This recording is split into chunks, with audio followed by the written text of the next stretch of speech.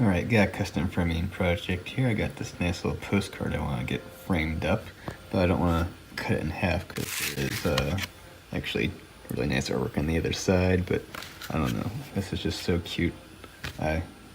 It grabs me. So initially I designed this thing I was going to print as a custom frame on my printer, although since it's square, the edges were lipping up a bit. And it didn't quite get all the way filled in on the surface there, so I abandoned this method of printing it as just one solid piece, and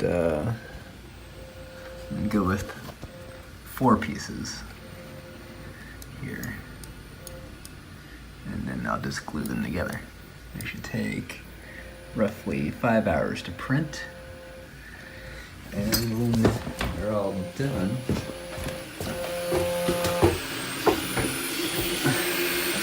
let's see how they turn out.